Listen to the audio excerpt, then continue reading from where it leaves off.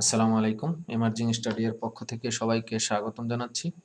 আশা করি শিক্ষার্থীরা তোমরা সবাই ভালো আছো, নিরাপদে আছো। আমি তানজিরুল হোসেন রাব্বি, প্রভাষক ফিনান্স ও ব্যাংকিং বিভাগ, কৃষি বিশ্ববিদ্যালয় কলেজ ময়মনসিংহ, অতিথি শিক্ষক কিশোর বাতায়ন এটুআই ও 2018 সালে অনুষ্ঠিত প্রাথমিক, মাধ্যমিক ও উচ্চ মাধ্যমিক শিক্ষকদের ডিজিটাল কন্টেন্ট প্রতিযোগিতায় সারা দেশে জাতীয়ভাবে প্রথম স্থান অধিকারী। প্রিয় শিক্ষার্থী বন্ধুরা, আমরা আজকে পেব্যাক পিরিয়ড সম্পর্কে জানব। যদিও আমরা লাস্ট লেকচারে এআরআর সম্পর্কে জেনেছিলাম, আজকে আমরা পেব্যাক পিরিয়ড সম্পর্কে জানব। তো পেব্যাক পদ্ধতি কি এবং পেব্যাক পদ্ধতিতে কিভাবে গাণিতিক সমস্যার সমাধান করতে হয় সেই বিষয়ে আমরা ইনশাল্লাহ জানব। তো পেব্যাক পিরিয়ড পদ্ধতি, শিক্ষার্থীরা তোমরা জানো যে যখন আমরা থিওরির ক্লাসগুলো করেছিলাম তখন আলোচনা করেছি যে there are two methods of capital budgeting techniques. First one is discounted method and the other one is non-discounted method. In the non-discounted method, there are two popular method or ways. These are average rate of return, that means ARR, and the other technique is payback period. Though we have already learned the process of ARR, how can we calculate ARR and the total already we have learned the payback ARR system. So now we are going to learn about the second non-discounted technique, that means payback period method. তো এই payback period পদ্ধতি থেকে আসলে বিভিন্ন নামে সংজ্ঞায়িত করা যায় বা বিভিন্ন নামে বলা যায়। যেমন পেব্যাক পিরিয়ড পদ্ধতিকে বলা যায় পরিশোধকাল পদ্ধতি। কোনো কোনো লেখক পেব্যাক পিরিয়ড পদ্ধতিকে বলেছে যে এটা পরিশোধকাল পদ্ধতি। আবার কোনো কোনো লেখক পেব্যাক পিরিয়ড পদ্ধতিকে বিনিয়োগ ফেরত সময়কাল নামেও অভিহিত করেছে। যাই হোক, পেব্যাক পিরিয়ড, বিনিয়োগ ফেরত সময় বা পরিশোধকাল বিষয়টা একটাই।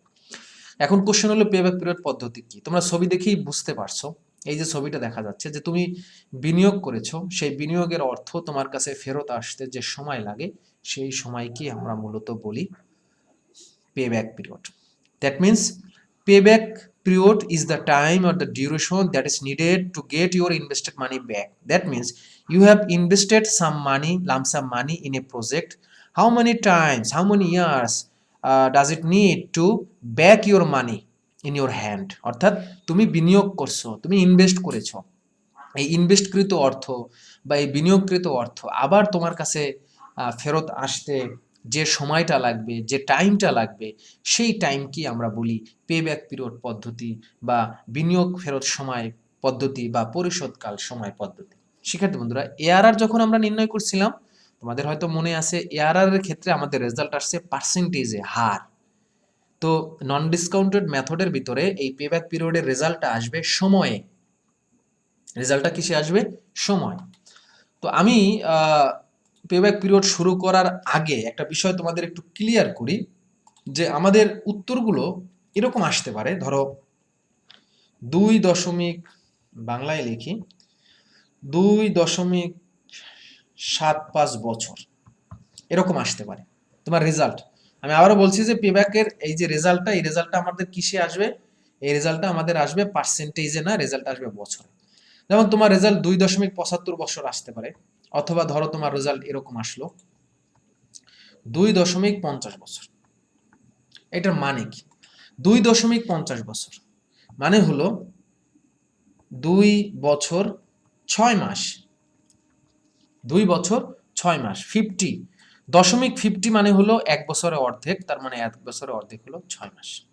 আবার তোমার রেজাল্ট যদি এরকম আসে 2.75 বছর, তার মানে এইটার অ্যান্সারটা আসলে হবে এরকম 2 বছর 9 মাস।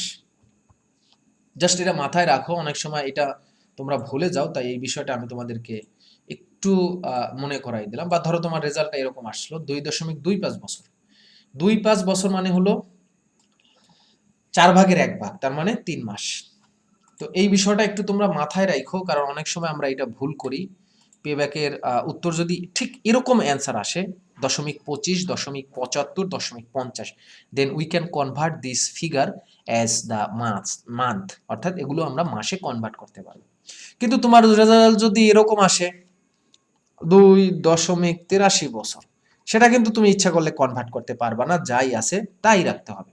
ওকে, এরকম আসলে then you can not convert this time into month, মাসে তুমি কনভার্ট করতে পারবে না। But if your payback period result is 2.25 year, then you can convert it to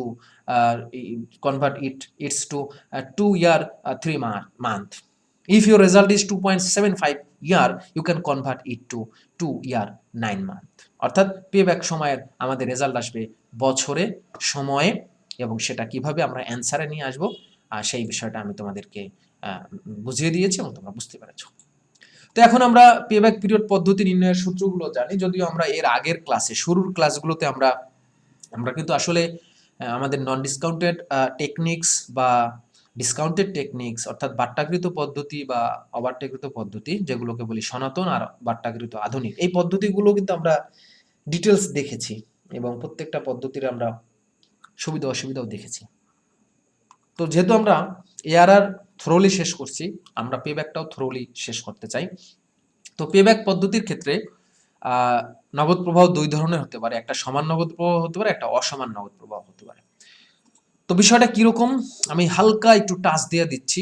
ধরো তুমি বিনিয়োগ করছো 2000 টাকা, জাস্ট আমরা ধরে নিলাম ইউ হ্যাভ ইনভেস্টেড 2000 টাকা। তো তুমি প্রতি বছর 500 টাকা করে পাবা। ধরলাম আমরা প্রতি বছর তুমি 500 টাকা পড়বা, এরকম তুমি বেশ কয়েক বছরই তুমি এই টাকাটা এভাবে পাবা। জাস্ট আমরা ধরে নিলাম আর কি অঙ্কের খাতিরে।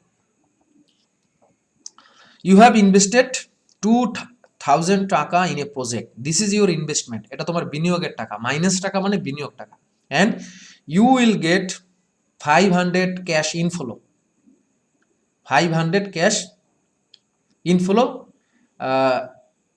ফর দ্য 7 ইয়ার্স, অর্থাৎ 7 বছর, 1 বছর 2 বছর 3 বছর 4 বছর 5 বছর 6 বছর 7 বছর। In the next 7 years you will get 500 টাকা as ক্যাশ ইনফ্লো, অর্থাৎ তুমি নগদ আন্তঃপ্রবাহ প্রতি বছর পাবে 500 টাকা করে। তাহলে এটাকে আমরা বলতে পারি সমান নগদ প্রবাহ। So now if I ask you how many years does it needed to get your 2000 invested money back to your hand, মানে আমি যদি প্রশ্ন করি যে এই 2000 টাকা ফেরত আসতে, এই 2000 টাকা ফেরত আসতে বা এই 2000 টাকা আরো সুন্দরভাবে বলা যায়, এই 2000 টাকা উঠাতে তোমার কত বছর লাগবে, উঠাতে কত সময় লাগবে। তো আমি এখানে একটা কোশ্চেন করছি, কোশ্চেনটা তোমরা আশা করি ইজিলি ধরতে পেরেছো যে উই হ্যাভ ইনভেস্টেড 2000 টাকা in a project and we will get 500 taka as cash inflows for the 7 years. So now my question is to you, if I ask you a question that how many times does it needed to get your invested 2000 money back, অর্থাৎ এই 2000 টাকা ফেরত আসতে তোমার কত সময় লাগবে। তো এটা খুব ইজিলি কিন্তু আমরা করতে পারি যে প্রথম বছরে 500 তুমি পাবে, দ্বিতীয় বছরে মোট পাবে 1000, তৃতীয় বছরে পাবা মোট 1500, চতুর্থ বছরে মোট পাবা 2000। তার মানে এই যে তুমি ইনভেস্ট করছো, এই ইনভেস্টেড মানি তোমার ফেরত উঠিয়ে নিয়ে আসতে তোমার 4 বছর সময় লাগবে।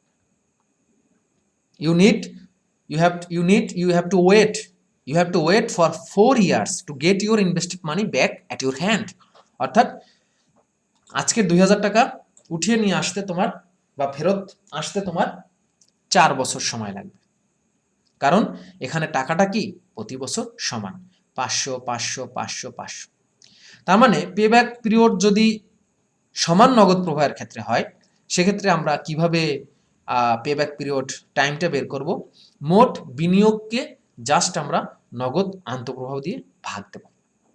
যদি সমান নগদ প্রবাহ হয়, সমান নগদ প্রবাহ হলে পেব্যাক পিরিয়ড কিভাবে বের করব, মোট বিনিয়োগকে আমরা নগদ আন্তঃপ্রবাহ দিয়ে জাস্ট ভাগ দেব। অর্থাৎ আমাদের এখানে বিনিয়োগ ছিল 2000 আর এখানে আমরা নগদ আন্তঃপ্রবাহ 500 টাকা, তাহলে আমরা পেব্যাক পিরিয়ডের মানটা পেয়ে গেছি, আমাদের 4 বছর সময় লাগবে। We need 4 years. We have to wait 4 years to get our invested money back.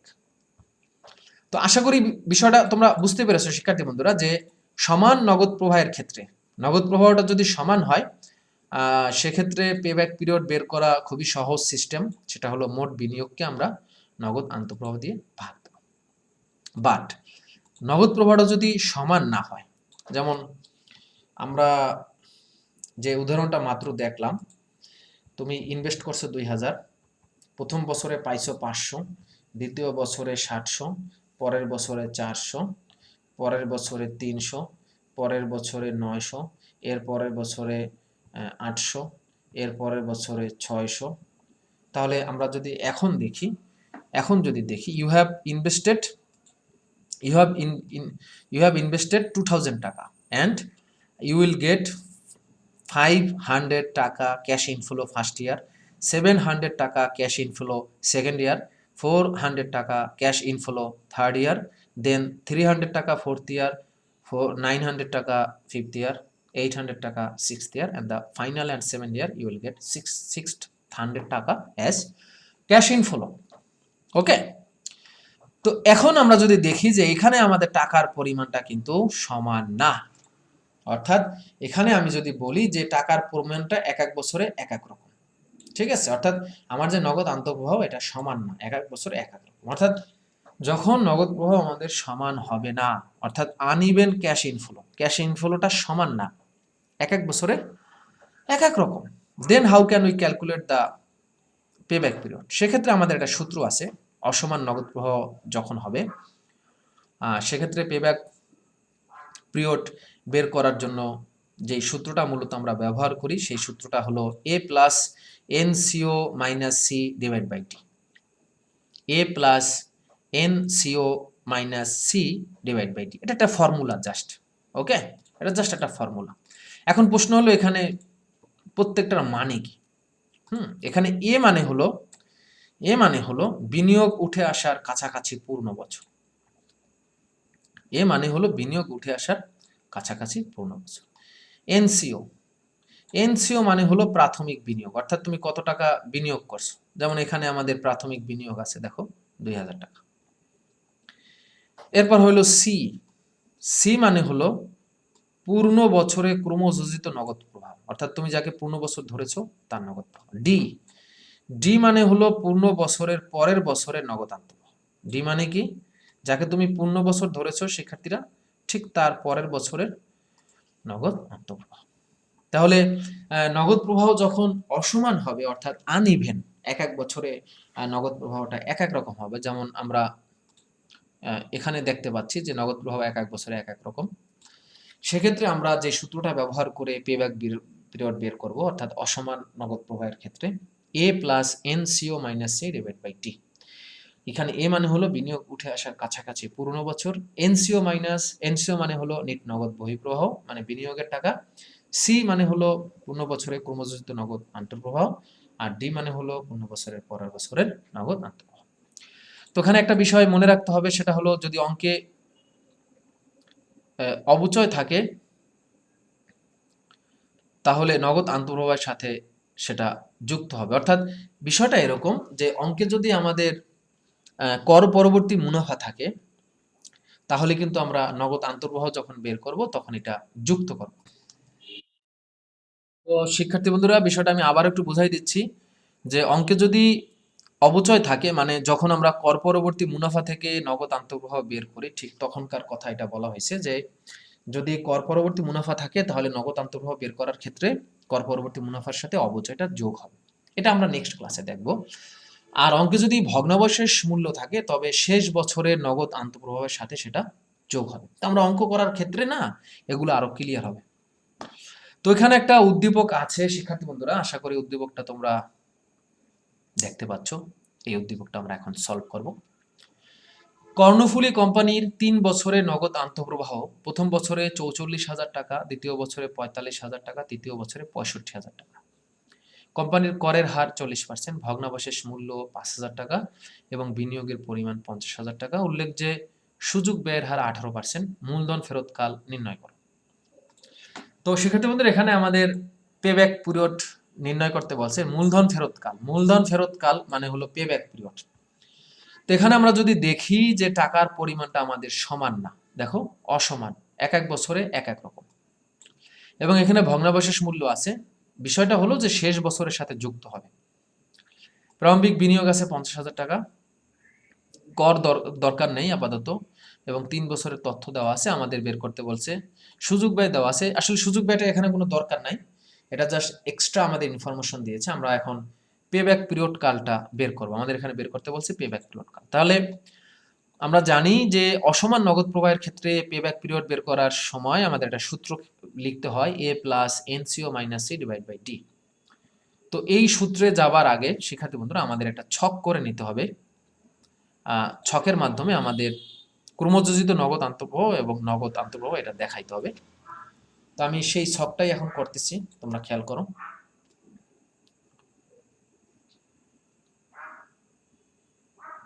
এখানে আমাদের 3টা বছর আছে,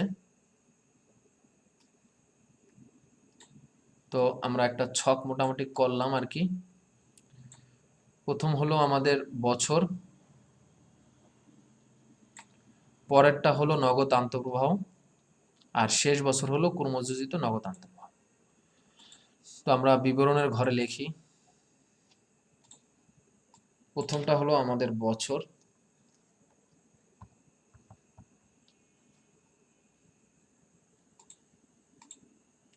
পরের ঘরটা হলো নগদ আন্তঃপ্রবাহ,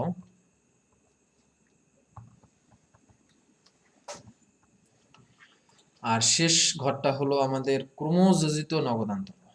ক্রমযোজিত শব্দটা হলো তোমরা খতিয়ান করছো, চলমান জের ছকের খতিয়ান করেছো, জাস্ট সেই চলমান জের ছকের খতিয়ানের মতো। অবশ্যই তোমাদের ম্যাক্সিমাম স্টুডেন্ট ক্রমযোজিত নগদ প্রবাহ সম্পর্কে ধারণা না থাকারই কথা। ক্রমযোজিত নগদ আন্তঃপ্রবাহ মানে হলো একটার সাথে একটা যুক্ত হবে, অর্থাৎ আমরা চলমান জের ছক করেছিলাম, তোমাদের মনে আছে চলমান জের ছক একটার সাথে একটা খতিয়ানে যুক্ত হয়, সেরকম। তো আমরা এখানে আমাদের বছর আছে 3টা, প্রথম বছর, বছর আছে 3টা, প্রথম বছর, দ্বিতীয় বছর এবং তৃতীয় বছর, 3 বছর। প্রথম বছরে নগদ আন্তঃপ্রবাহ আমাদের দেওয়া আছে 44,000 টাকা, দ্বিতীয় বছরে হলো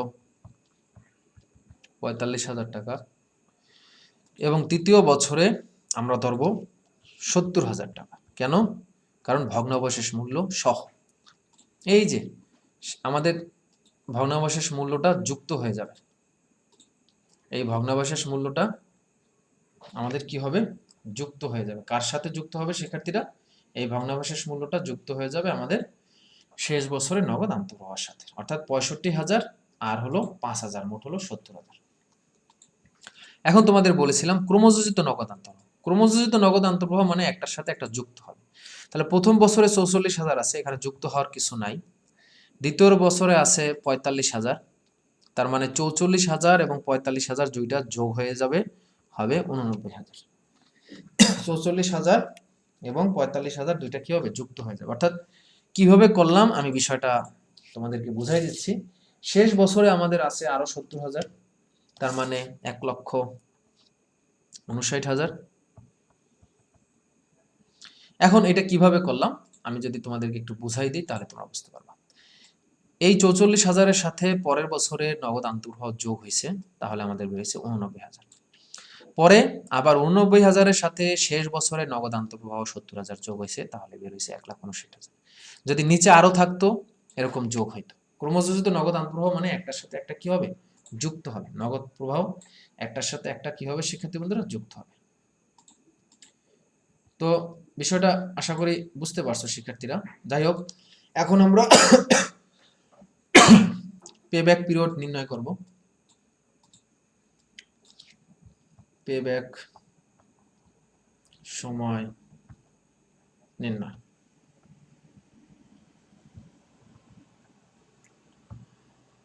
এখন আমরা পেব্যাক সময়টা নির্ণয় করব। তো পেব্যাক সময় নির্ণয় করার ক্ষেত্রে আমাদের সূত্র লিখতে হবে।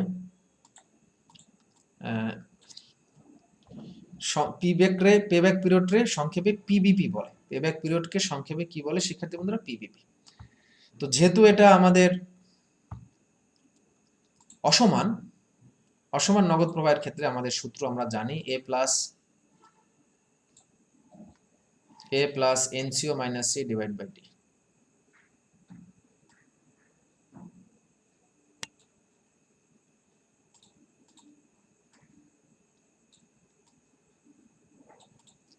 তো আমরা সেই সূত্রটাই লিখি a plus NCO minus C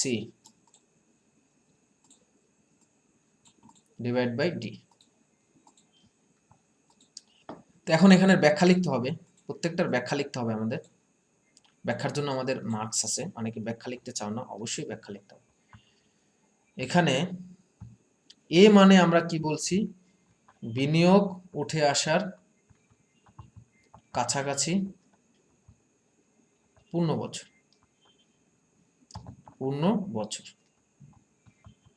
যেটাকে আমরা এ দ্বারা প্রকাশ করছি। এ মানে হলো বিনিয়োগ উঠে আসার কাছাকাছি পূর্ণ বছর। বিনিয়োগ উঠে আসার কাছাকাছি পূর্ণ বছরকে আমরা বলছি এ। আচ্ছা, এরপর আমরা বলছি সি, এনসিও। এনসিও মানে হলো আমাদের বিনিয়োগ, এনসিও। আচ্ছা, এরপর হলো আমাদের সি। সি মানে আমরা যাকে পূর্ণ বছর ধরেছি, পূর্ণ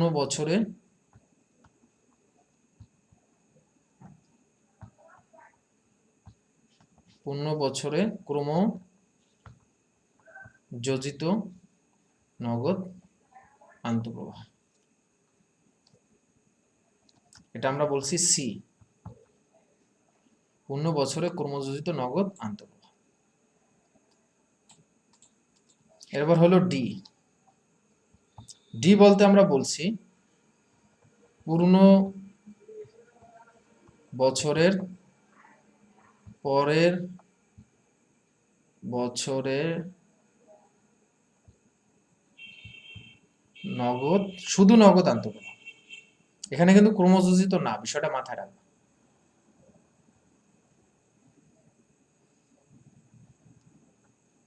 এটাকে আমরা বলছি ডি।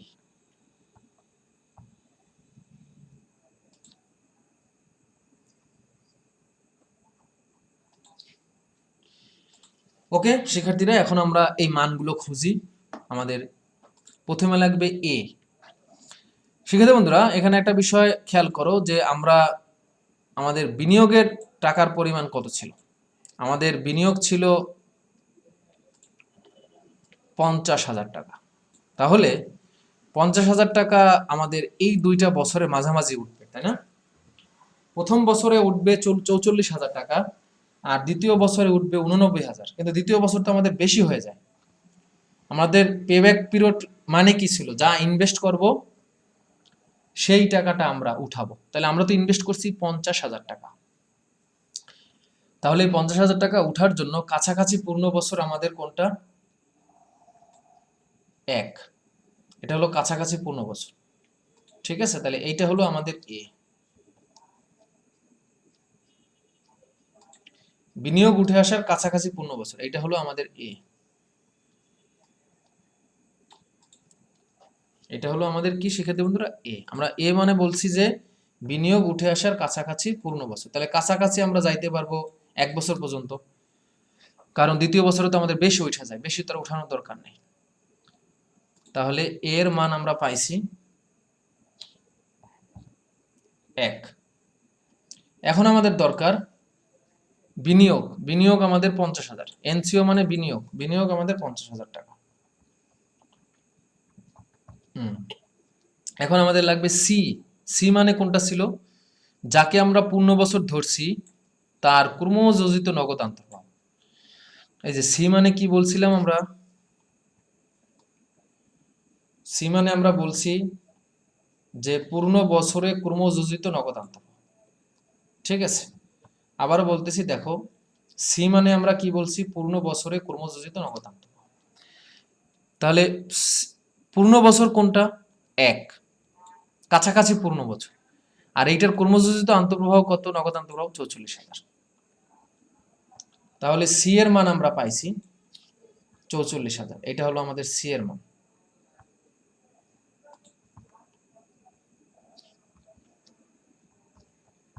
এটা হলো আমাদের সি এর মান, আমরা সি পেয়ে গেছি। তাহলে সি হলো আমাদের 44,000।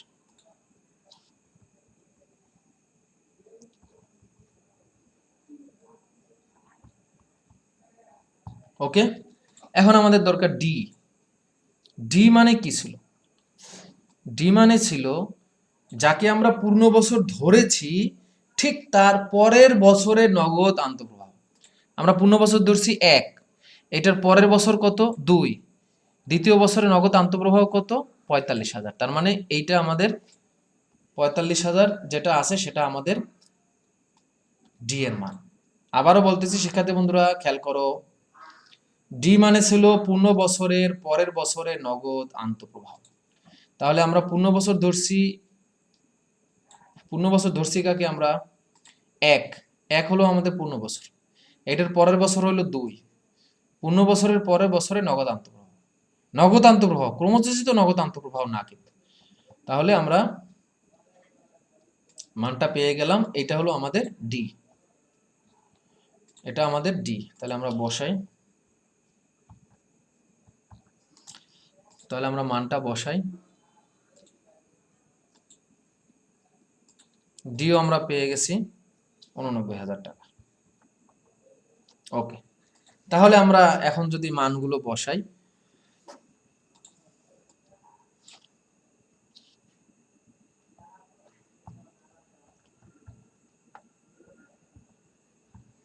এ এর মান পাইছি আমরা 1 প্লাস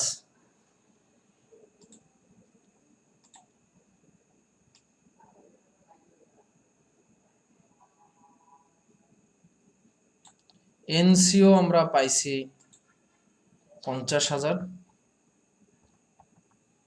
মাইনাস সি এর মান পাইছি 44,000 আর ডি এর মান আমরা মাত্র পাইলাম 89,000। ওকে, আমরা মানটা বসাইলাম। তো শিক্ষার্থী বন্ধুরা, এখানে একটা সহজ নিয়ম আছে, আমি যদি তোমাদের নিয়মটা শিখাই দেই তাহলে তোমরা বুঝতে পারবা। সেটা হলো, আমরা যে অ্যালফাবেট শিখছি না, প্রথমে হলো এ, পরে হলো বি, পরে হলো সি, পরে হলো ডি। এই এ বি সি ডি তো তোমরা জানো, A B C D E F G H I J K L M N O P. আমরা ছোটবেলায় এরকম র্যাম শিখছি না, অনেক র্যাম শিখছি।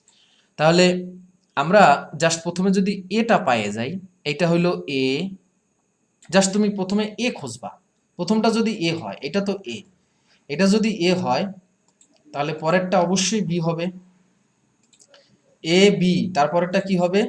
সি, তারপরেরটা হবে ডি। এখন প্রশ্ন হইল বি কোথায় গেল? Where is B? বি কই? বি নাই কেন? কারণ বি এর করণ হয়েছে। জাস্ট মানটা বসানোর জন্য এ বি সি ডি। ওকে, বি নাই, বি এর কি হয়েছে? বি এর করণ হয়েছে। ওকে, তো এখন আমরা যদি ক্যালকুলেশন করি এটার মান, তাহলে আমাদের একসাথে বের হয়ে যাবে। আমরা যদি একসাথে ক্যালকুলেশন করি, আবার ভেঙে ভেঙেও করতে পারি। তো উপরে থাকে আমাদের 6,000, 50,000 থেকে 44,000 বাদ দিলে ভাগ হলো 89,000।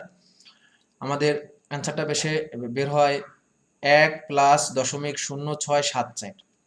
তাহলে আমরা এখানে অ্যান্সারটা লিখতে পারি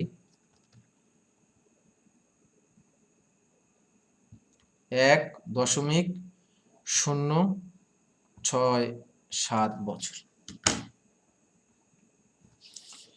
1.067 বছর।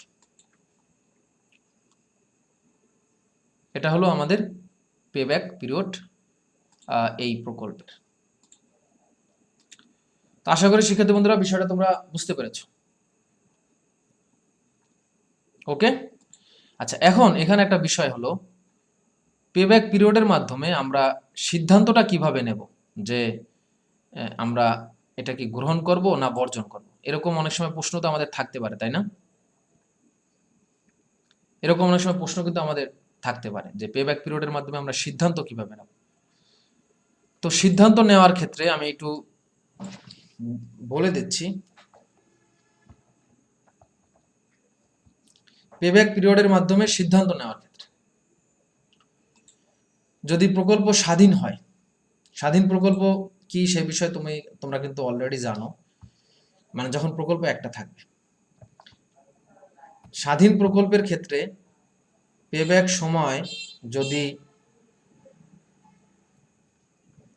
প্রকল্পের সময়ের চেয়ে প্রকল্পের মেয়াদকাল বা প্রকল্পের আয়ুষ্কাল, যেটাই বলো, প্রকল্পের মেয়াদকালের চেয়ে যদি পেব্যাক পিরিয়ড ছোট হয়, তাহলে আমরা এটা গ্রহণ করব, মানে এই প্রজেক্টটা আমরা গ্রহণ করব। বিষয়টা আমি কিন্তু আবারও বুঝাই দিচ্ছি, খেয়াল করো। পেব্যাক সময় যদি প্রকল্পের মেয়াদকালের চেয়ে ছোট হয়, অর্থাৎ প্রকল্পের জীবনকাল থাকতে থাকতে তুমি যদি তোমার বিনিয়োগকৃত অর্থ ফেরত পাও, then you will accept the project. আর যদি উল্টা হয়, অর্থাৎ বিষয়টা উল্টা কিরকম আমি একটু সেটাও বুঝাই দিচ্ছি, খেয়াল করো। যদি পেব্যাক সময় বড় হয় প্রকল্পের মেয়াদকালের চেয়ে, অর্থাৎ প্রকল্পের মেয়াদকাল হলো 5 বছর, কিন্তু তোমার টাকা উঠাইতে লাগবে 7 বছর, তাহলে এতদিন কি তুমি অপেক্ষা করবা? অবশ্যই না, তাহলে বর্জন করবা। বিষয়টা কিরকম আমি ভেঙে ভেঙে বুঝাই দিচ্ছি, শিক্ষার্থী বন্ধুরা খেয়াল করো। ধরো তোমার পেব্যাক সময় বের হয়েছে 3 বছর, মানে তুমি 3 বছরের ভিতরে তুমি তোমার টাকাটা ফেরত পাবে বা উঠাই নিয়ে আসতে পারবা। আর তোমার প্রকল্পের মেয়াদকাল হলো 5 বছর। তাহলে এই বিষয়টা কি দাঁড়ালো, যে প্রকল্পের মেয়াদ থাকতে থাকতে you can get your invested money back, you can have your invested money back within the limit of your project duration. অর্থাৎ প্রকল্পের মেয়াদ 5 বছর, এই 5 বছরের ভিতরেই তুমি তোমার টাকাটা উঠাই নিয়ে আসতে পারবা, সেক্ষেত্রে তুমি প্রজেক্টটা গ্রহণ করবা। আর যদি বিষয়টা এরকম হয়, ধরো পেব্যাক সময় হলো 3 বছর, বা ধরো পেব্যাক সময় হলো 4 বছর, কিন্তু প্রকল্পের মেয়াদ হলো 3 বছর, মানে বিষয়টা কি দাঁড়ালো, যে প্রকল্পের মেয়াদ 3 বছর কিন্তু তোমার টাকা উঠাইতে লাগবে 4 বছর, তার মানে প্রকল্পের মেয়াদ শেষ হয়ে যাবে, তুমি তোমার টাকা উঠাইতে পারবে না, প্রকল্পের মেয়াদের ভিতরে তুমি তোমার টাকাটা উঠাইতে পারবে না, সেক্ষেত্রে তুমি এটা কি করবা? বর্জন করবা। আর পরস্পর বর্জনশীল প্রকল্প, ধরো 3টা প্রকল্প আছে। পরস্পর বর্জনশীল প্রকল্প সম্পর্কে তোমাদের ভালো ধারণা আছে আমার বিশ্বাস, কারণ আমি থিওরি ক্লাসে এগুলো খুব সুন্দর করে আলোচনা করছিলাম এবং এই বিষয়ে তোমাদের আশা করা যায় ভালো ধারণা আছে। ধরো 3টা প্রকল্প, এ প্রকল্পের পেব্যাক পিরিয়ড ধরো 2 বছর, এ প্রকল্পের পেব্যাক পিরিয়ড জাস্ট ধরো 2 বছর, বি প্রকল্পের হলো 3 বছর, আর সি প্রকল্পের হলো 2.5 বছর। পরস্পর বর্জনশীল প্রকল্প, অর্থাৎ একটা নিলে বাকিগুলো তোমাকে রিজেক্ট করতে হবে। এই অবস্থায় তুমি কি করবা? কোনটা নেবা আর কোনটা বর্জন করবা? এখানে তুমি দেখবা যে কোনটায় তুমি দ্রুত টাকা উঠাইতে পারবা, পেব্যাক পিরিয়ড মানে যত দ্রুত টাকা উঠাইতে পারবা। এক্ষেত্রে এ প্রকল্পটা তুমি গ্রহণ করবা, কারণ এ প্রকল্পে সবার আগে টাকা উঠাইতে পারবা, কিন্তু বি এবং সি তুমি বর্জন করবা, কারণ এ প্রকল্পের চেয়ে বেশি সময় লাগবে বি এবং সি প্রকল্পে টাকা উঠাইতে। আর পেব্যাক সময়ের কাহিনী হলো যে as speedy or as soon as you can withdraw, as soon as you can get your money, invested money back, this project will be acceptable. That means you must have to keep in your mind one sentence that you have to get your money quickly. ঠিক আছে, যত দ্রুত টাকা পাবা সেটাই তুমি গ্রহণ করো। আশা করি এটা বুঝতে পারছো শিক্ষার্থী বন্ধুরা। আমরা এই অঙ্কটা করলাম, এখানে একটা অঙ্ক আছে, এটা তোমাদের বাড়ির কাজ থাকবে, খুবই সহজ একটা অঙ্ক, এটা তুমি বাসায় ট্রাই করবা তোমরা, আশা করি এটা তোমরা পারবা। আমি একটু তারপরে বুঝাই দিচ্ছি, যেমন এখানে আমাদের বিনিয়োগের টাকাটা দেওয়া আছে, 40,000 টাকা তুমি বিনিয়োগ করছো, এখানে বিনিয়োগের টাকাটা দেওয়া আছে 4 লাখ টাকা তুমি বিনিয়োগ করছো, মেয়াদ দেওয়া আছে 5 বছর এবং দেখো 5 বছরের 5টা কিন্তু টাকাও দেওয়া আছে, 5 বছরের 5টা টাকা দেওয়া আছে, 80, 1 লাখ, 1,50,000, 1,20,000, 1,60,000, এবং টাকাটা হলো কি অসমান। এখানে তোমার টাকাটা যেটা দেওয়া আছে এটা হলো অসমান নগদ আন্তঃপ্রবাহ। তার মানে ওই যে a plus NCO minus C divide by D, ওই সূত্রটা ব্যবহার করতে হবে, কারণ এখানে টাকাটা অসমান। আর ভগ্নাবশেষ মূল্য দেওয়া আছে শেষ বছরে, তার মানে শেষ বছরে তুমি এখানে ধরবা 1,80,000, কারণ শেষ বছরে তোমার ভগ্নাবশেষ মূল্য আছে। মূলধন ব্যয় দেওয়া আছে, আসলে মূলধন ব্যয়টা কিন্তু নন ডিসকাউন্টেড টেকনিকে মূলধন ব্যয় দরকার নাই। মনে রাখবা সনাতন পদ্ধতি মানে নন ডিসকাউন্টেড মেথড, যেগুলো অবাট্টাকৃত পদ্ধতি, সেগুলোর কোনোটাই মূলধন ব্যয় বা বাট্টার আর দরকার নাই, কারণ এগুলো একটাও তোমার অর্থের সময়মূল্য বিবেচনা করে না। তো এখানে প্রশ্ন করছে বিনিয়োগ পরিশোধকাল সময়। বিনিয়োগ পরিশোধকাল সময় মানে হলো পেব্যাক সময়। তো খুব সহজেই তোমরা এটা বের করতে পারবা। তোমরা তো প্রথমে তোমাদেরকে বছর ঠিক করতে হবে, ঠিক আছে? আমি হালকা একটু ধারণা দিয়ে দিই। তোমাদের এখানে বছর লাগবে 1টা, 2টা, 3টা, 4টা, 5টা।